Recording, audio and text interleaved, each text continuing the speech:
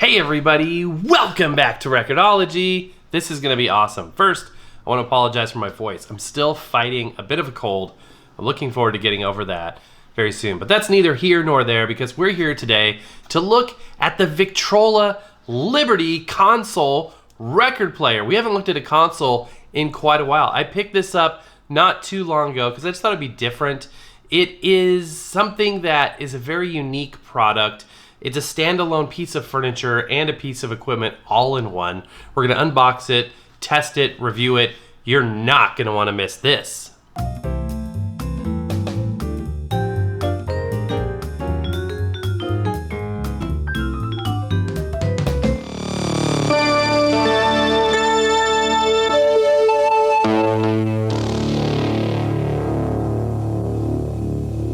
And here it is. This is the Liberty Music Center with record player and Bluetooth streaming from Victrola. You know, Victrola does not send us demo products or any products to review anymore, unfortunately. But they have some cool stuff, and I definitely want to snap it up when the opportunity becomes available. So I purchased this off of Amazon. Got a pretty good deal on it. It's a pretty basic system from what I can tell. I mean, it's a record player and it has Bluetooth. You can connect your phone to it. It's not going to transmit Bluetooth, but it's a console. So it's a standalone piece of furniture. It requires nothing else. It's an all-in-one, out-of-the-box solution, a turnkey solution for my IT friends. So I thought we would open it up and take a look. This is a 20-pound box. And I'm thinking about weight because of the fact that post-surgery I'm only allowed to lift 20 pounds, so this is the max.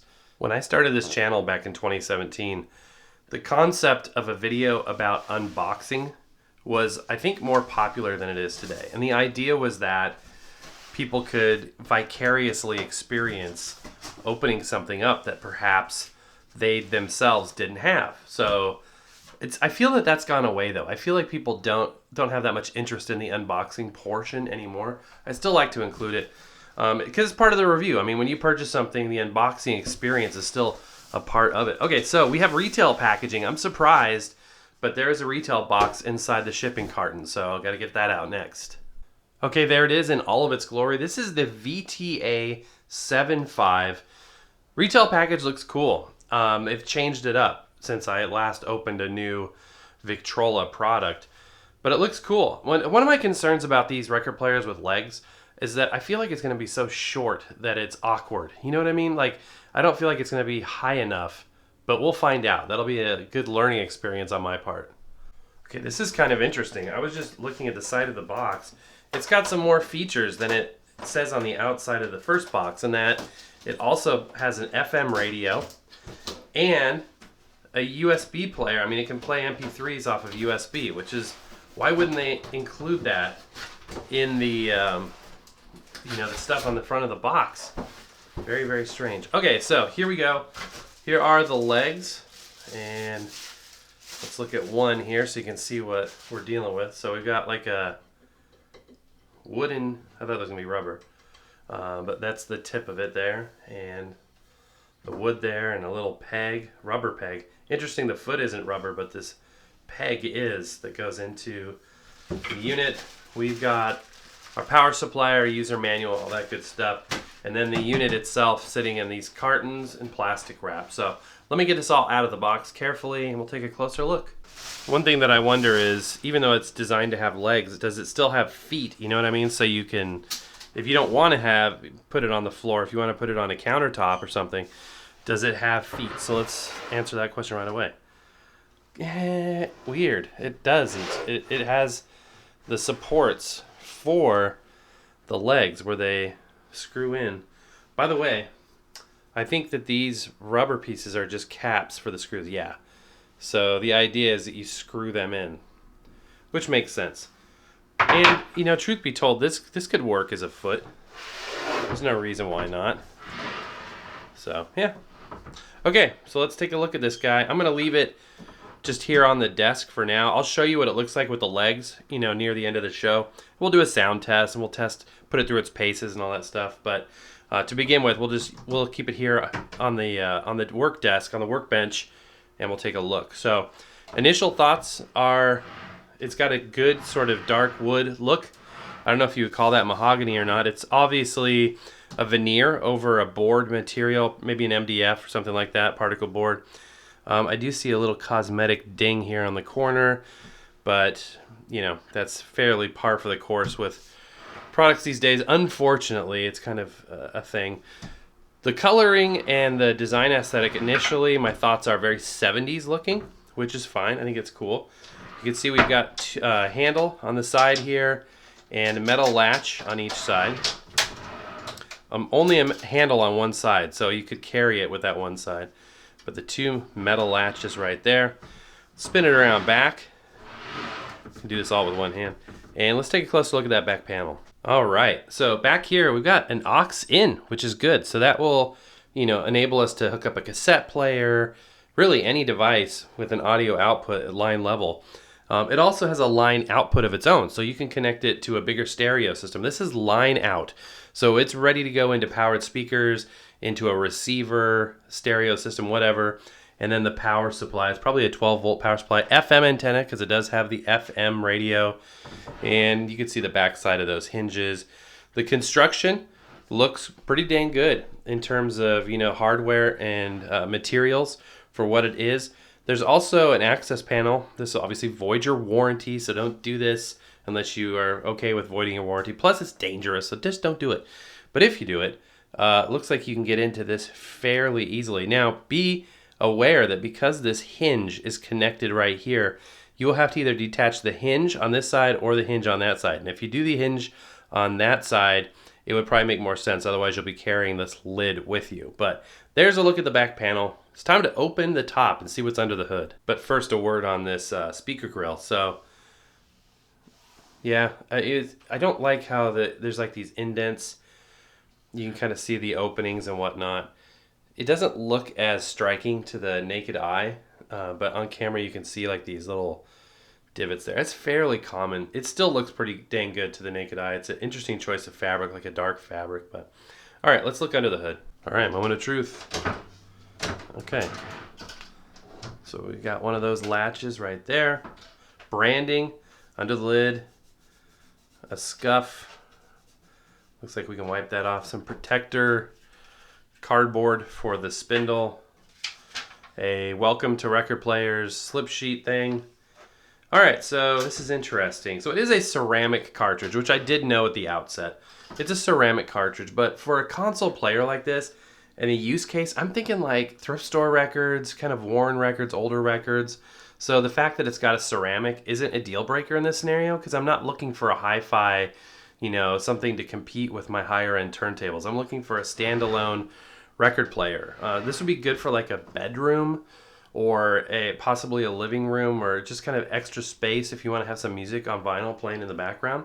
I don't see anything wrong with that whatsoever. So we've got a Skywind type of mechanism. It is on damping cushions. So we got there's rubber bushings in there somewhere. And this typical cartridge tone arm setup. We'll look at that in a minute. Got some interesting controls down here, which I'm glad to see. It is a smaller platter with 3 rubber nubs. I get this question all the time. Should I put a little platter mat on here? It wouldn't do anything.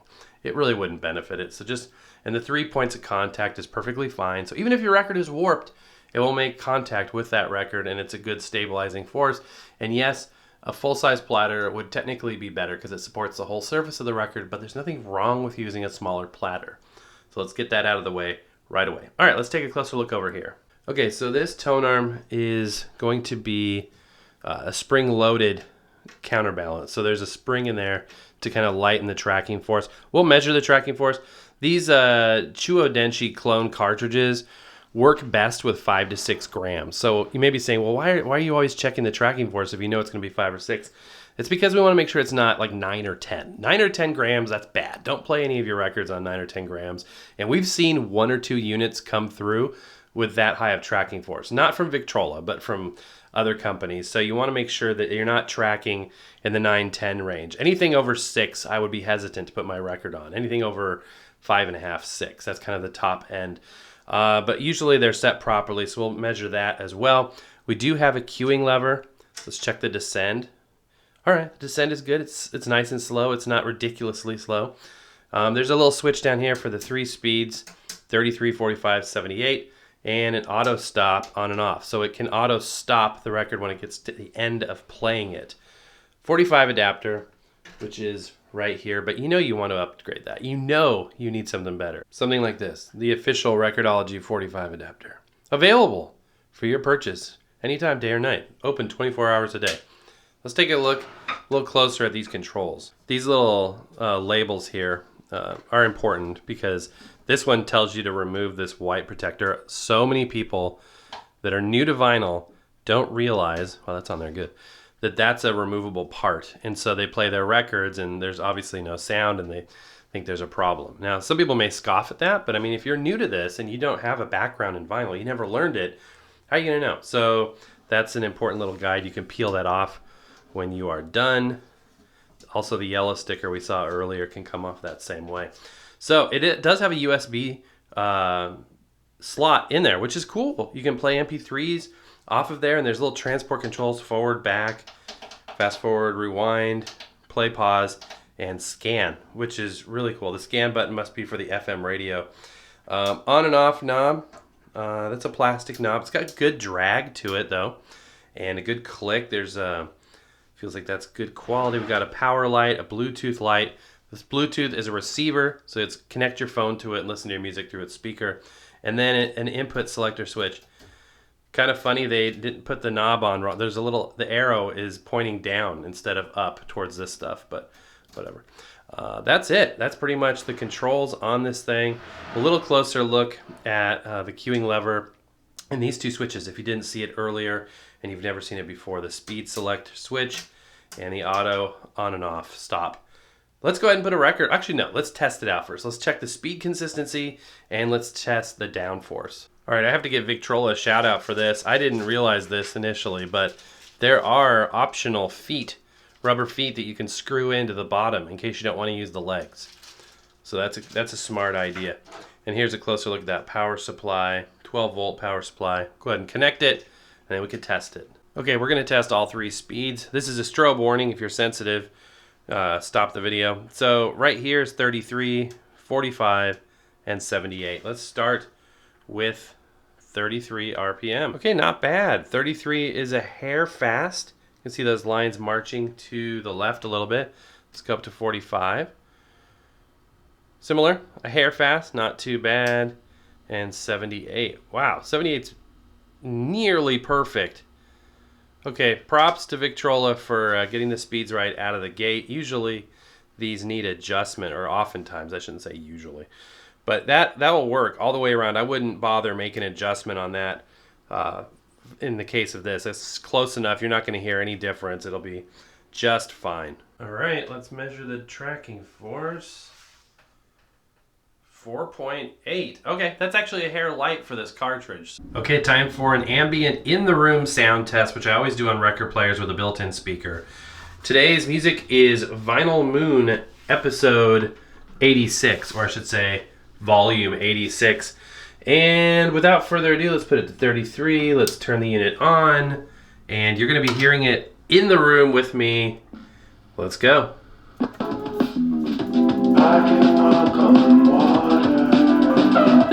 Can we shake it? Life in Japan. Well, that cute. It does lift it high. It lifts it like 1.5 inches off. And the very slow descent. By the way, skipping records, make sure you push down on the lift shelf gently to make sure that the thing is not hanging up on it. I do, yeah, I do.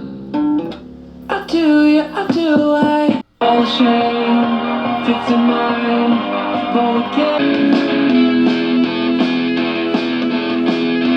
Let's try the auto stop.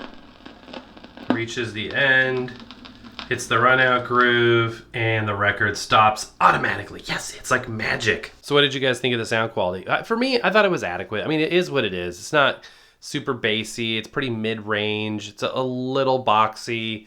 But that's typical on equipment in this range and kind of this type of equipment, this novelty form factor over, you know, the best sound quality per se. So it'll get the job done. There's nothing really wrong with it. But yeah, it's just not going to be the highest fidelity system you've ever had. I forgot to look at the cartridge. Let's take a closer look at that and see if that's a metal cantilever or plastic. Okay, So this camera is weird. You can't get too close to stuff. So doing the zoom in is a little tricky.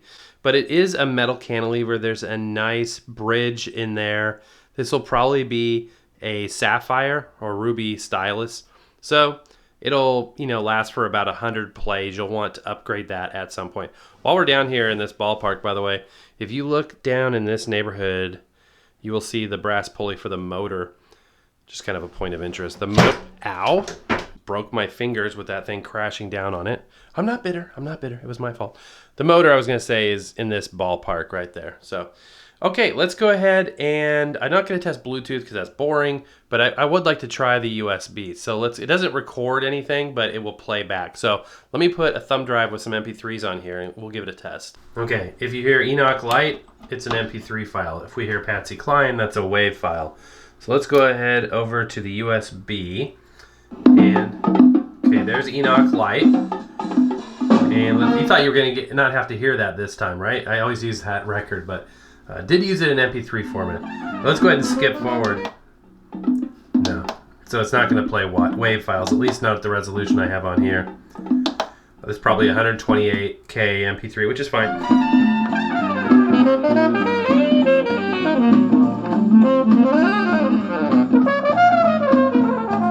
Sound quality's fine.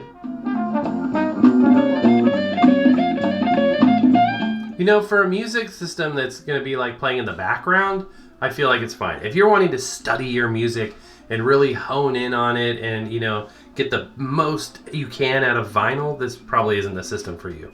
But for a secondary system, background music, yeah, why not? And it's not going to thump. This isn't going to, be the music at your rave. You know what I mean? It's not going to be able to... Maybe the line outputs could get closer, but, a ceramic cartridge and this level of system is only going to do so much for you. And that may be perfectly fine for a lot of folks, which is totally cool. I almost neglected the FM radio, so I do want to test that out. I'm going to flip this over to... Oh, look! This says Bluetooth out. I take back what I said earlier. This can actually transmit to Bluetooth. This thing is loaded with features that it doesn't advertise on the packaging, which is foolish on their part, I think. So yeah, you can transmit to Bluetooth speakers or earbuds. Something to keep in mind. This is actually a pretty fully featured system when it comes right down to it. The box made... I just bought it kind of, without even looking that much into it. Just, this is cool. Let's get it. Let's review it. But yeah, this has a lot more features. Let's go ahead and put it to FM radio. And I'm assuming we're going to have to hit the scan button in FM mode, and it'll probably scan all of those stations. And then we can probably skip through them with these transport controls. Okay, so it scanned all the stations, and I think we can, click through them now. Another big idea, share the cost more widely. Treat the electrical grid like it's a public good. In Christ Jesus. We pray this in chosen by the... Now, it actually sounds better in radio mode than vinyl or the USB mode. And the reason why is because FM radio stations compress their audio. Not digital compression, but sound compression. So they fit a wide band into a narrower bandwidth, so that smaller speakers just sound better with FM radio. And this is definitely the case here. Sounds much better than the actual had eye surgery this week and went there. So that's interesting. Something to consider anyway. Okay, so you got a taste of the FM radio piece. We didn't test the Bluetooth, but just know that it's there. Testing Bluetooth is just not fun. It's, especially for YouTube. It's just boring. Let me go ahead and put the legs on this thing. Let's take a look at this thing in my house and see if it's ridiculously short or if this is something that, I would recommend. Okay, there it is. It's just kind of silly small. It looks like it's kid-sized. You know what I mean? Like, you have to bend over quite a bit to reach it. I'm not a tall person by any means, but still, it's like miniature. I'm going to stand next to it. You can see what I mean. Like, my arm extends down to the level of the plinth. So it's just kind of like miniature. I mean, it's better than having it on the ground, but still, it's just a little bit silly. So yeah, that's what it looks like in the real world. Okay, at the end of the day, it's like $109 on sale on Amazon. That's what I paid for it. it's not terrible. I mean, it sounds decent for what it is. It's got quite a bit of functionality. And from a design aesthetic and size aesthetic, if this works for you, there's no real red flags for me there. It does what it's supposed to do. It just is what it is.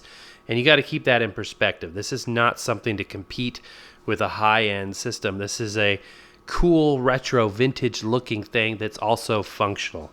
If you keep that in mind, you really can't go wrong. All right, my friends, and that's going to do it. If you're interested, a link down below, but mostly I just want to say thank you so much for being there, for all of your support, for all of your love. Also, to remind you that we've got all sorts of cool merch available to you in our store.